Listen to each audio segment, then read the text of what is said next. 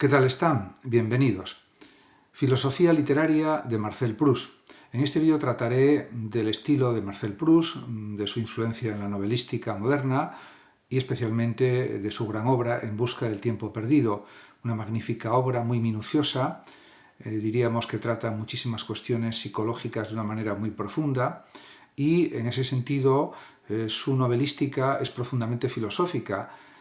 En ese aspecto, pues se puede estudiar perfectamente La Recherche du temps perdu, En busca del tiempo perdido, como, diríamos, una novela muy filosófica y además es una de las cumbres de la literatura moderna y a la vez un sistema filosófico literario singular en el que se entrelazan el tiempo, la memoria, el arte, la identidad, también el deseo, la enfermedad, la sociedad y la redención estética.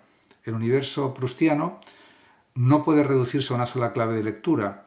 Su grandeza reside en su capacidad de fundir experiencia sensorial, introspección psicológica y reflexión metafísica dentro de una arquitectura verbal de insólita riqueza. Más que un novelista, que lo es, Proust es un filósofo de la vida interior y su literatura es, en el sentido más profundo, un modo de conocimiento. En sus miles de páginas no se cuenta una historia, sino que se construye más bien una conciencia. Proust no solo escribió una novela, elaboró una interpretación o una visión del mundo. De ahí que hablar de su filosofía literaria no sea una metáfora ni una exageración, sino una afirmación literal. La filosofía literaria de Proust comienza con una sospecha, la sospecha de que la vida cotidiana, tal como la vivimos, no nos permite acceder a la verdad profunda de la existencia. Vivimos distraídos, atrapados en lo inmediato, sometidos a convenciones, hábitos, apariencias, automatismos sociales. El yo, bajo esas condiciones, se convierte en una máscara o una ficción. Para Proust, el verdadero conocimiento no está en lo que vemos superficialmente, sino en lo que recordamos en el silencio interior, no en la cronología, sino en el tiempo subjetivo que reconfigura el pasado a través de la memoria afectiva. En ese sentido, la novela es un instrumento de desautomatización de la mirada y al mismo tiempo una ética del descubrimiento interior. Este proceso de desvelamiento es el núcleo de la novela de Proust, cuyo gran motor no es la trama, la cual es fragmentaria, lenta, digresiva, sino el acto de la rememoración, esa irrupción intempestiva del pasado que puede manifestarse o revelarse de pronto en un sabor, un olor, una textura. El ejemplo más célebre es desde luego la famosa magdalena mojada en té que desencadena una avalancha de recuerdos, no porque el alimento sea extraordinario, sino porque se convierte en la llave de un tiempo recobrado. Esta escena, lejos de ser anecdótica, condensa el núcleo filosófico de la estética proustiana. El arte no imita la realidad, sino que despierta en nosotros una verdad dormida, anterior a la conciencia racional. A lo largo de En busca del tiempo perdido, el narrador, Proust, realiza una educación sentimental y estética que lo conduce, tras múltiples pérdidas y desencantos, a descubrir la vocación del escritor.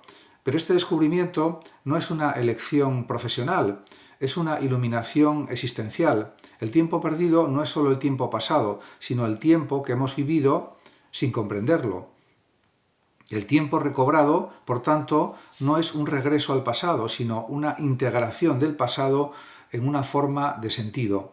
El arte, para Proust, además, no consiste en representar lo vivido, sino en transfigurarlo a través de la memoria involuntaria, ese mecanismo que escapa al control consciente y que, sin embargo, constituye la vía privilegiada del conocimiento verdadero. Como se puede observar, hay análisis psicológicos profundísimos en estos planteamientos y en este sentido Proust está más cerca de Platón también que de Zola. No busca describir la superficie del mundo, sino extraer de la experiencia sensible una forma de eternidad. Y esa eternidad no es trascendente, sino inmanente.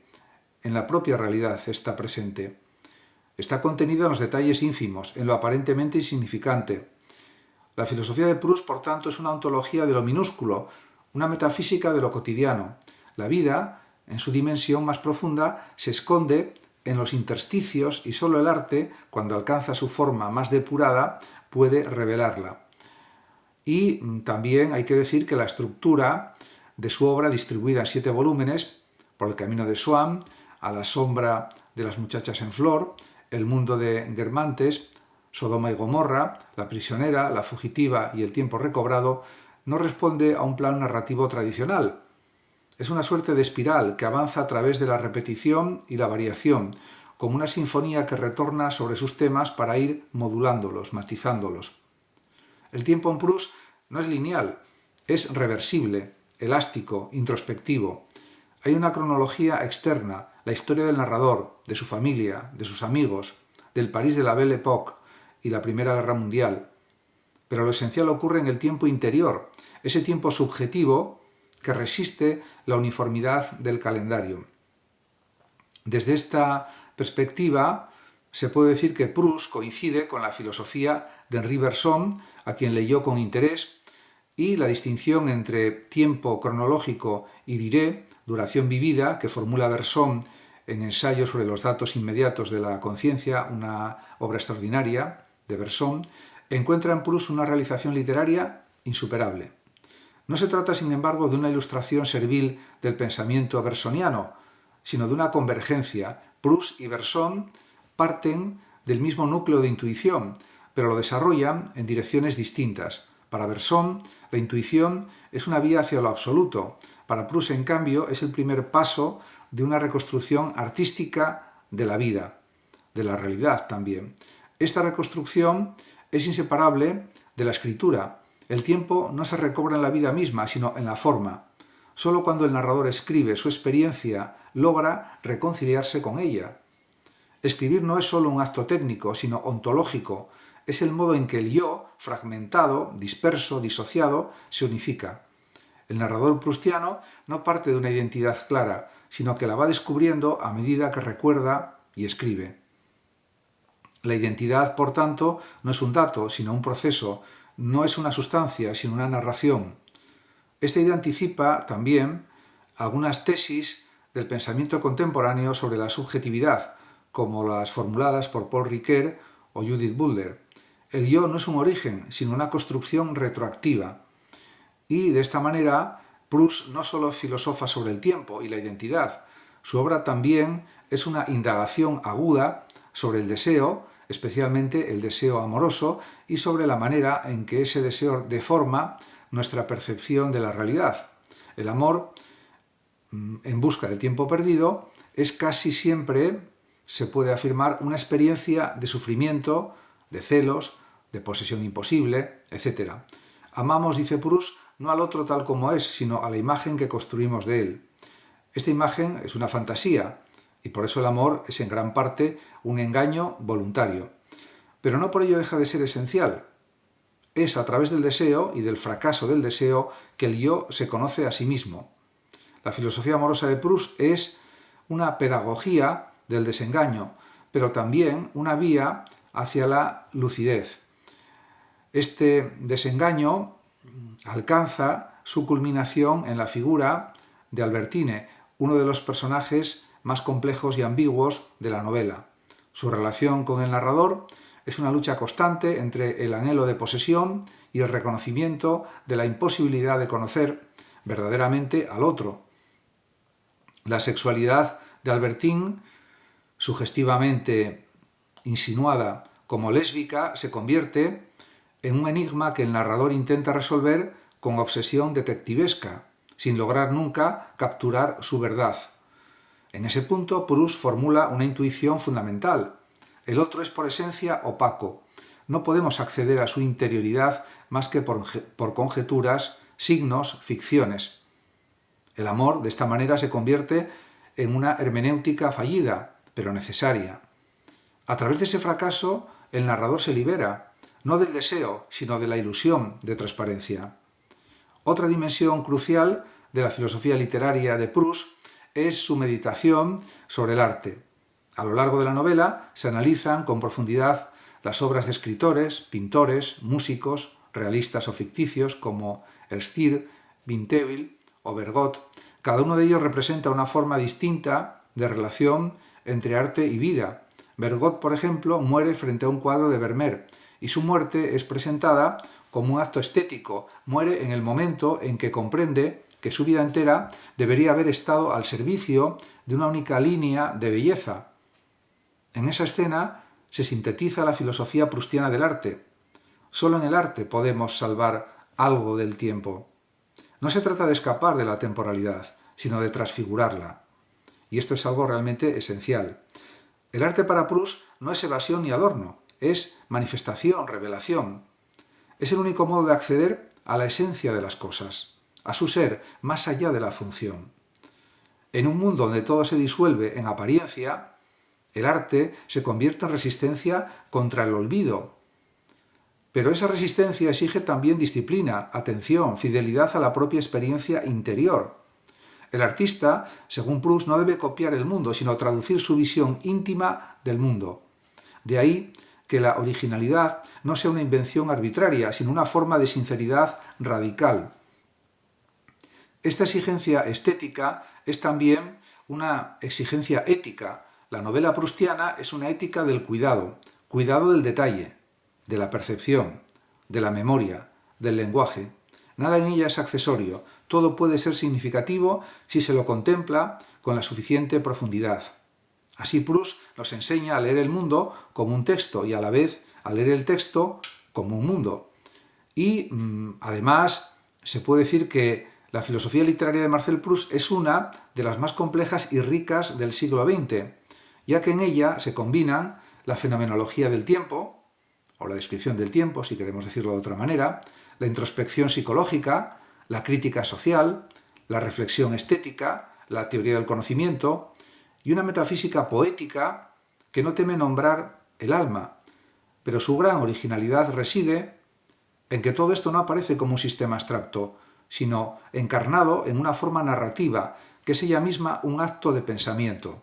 Proust no expone una doctrina, encarna realmente una visión.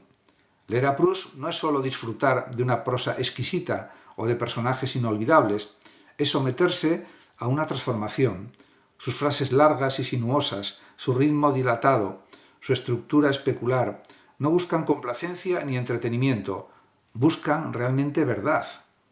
Una verdad que no es conceptual, sino vivida, no general, sino singular, no lógica, sino sensorial. Por eso la obra de Proust no se agota nunca, porque no describe la vida, sino que la hace visible desde dentro. Y así, al final de su búsqueda, el narrador comprende que todo lo vivido, el dolor, la espera, la pasión, la pérdida, el tedio, solo adquiere sentido cuando se convierte en forma. La vida no basta, necesita ser interpretada. Esa interpretación es la literatura. Y la literatura, cuando alcanza su grado más alto, es una forma de salvación también. Marcel Proust, en su lenta y monumental obra, no solo escribió una novela, escribió una filosofía en movimiento, una poética de la memoria, una teoría del arte como resurrección del tiempo. En su mundo no hay héroes ni catástrofes, sino algo más difícil, la atención minuciosa al misterio de existir. Y eso es algo clave y fundamental. Además de todo esto, por supuesto, existen muchos análisis de la obra de Proust, mucha literatura, muchos análisis sobre sus escritos, pero realmente hay que reconocer que la profundidad filosófica de la novelística de Proust es realmente extraordinaria. Y en ese sentido, pues diríamos, es un placer leerlo porque analiza con tanto detalle la realidad y analiza con tanta precisión los sentimientos humanos que realmente está ofreciendo también una especie de psicología de la vida. En ese sentido, también hay que reconocer que su planteamiento acerca de la importancia de la memoria es clave en su escritura. Por lo tanto, diríamos que hay que prestar atención también a sus personajes, que no son meros actores de una trama, sino instrumentos filosóficos. Cada figura del mundo proustiano encarna una perspectiva, un deseo, una obsesión o una forma de experimentar el tiempo. Los personajes son en cierto modo, ensayos vivientes, personificaciones, se podría decir, de ideas que la novela desarrolla a través de su existencia contradictoria, paradójica, etc. En ese sentido, se puede decir que entre todos destaca el narrador, figura sin nombre explícito, cuyo viaje desde la confusión emocional hasta la clarividencia estética constituye el eje invisible de la obra. Su transformación no es una evolución psicológica, sino una revelación ontológica. Al principio, el narrador se deja arrastrar por sus afectos, sus inseguridades, sus impulsos eróticos, sus deseos de reconocimiento social, y es en la escritura donde encuentra no una salida, sino una forma de integración de su yo fracturado. El narrador, por tanto, no es un sujeto fijo, sino una conciencia en devenir.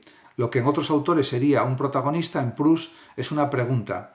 Y, además, a su alrededor se despliega un abanico de personajes memorables, cada uno de los cuales representa una dimensión esencial de la condición humana.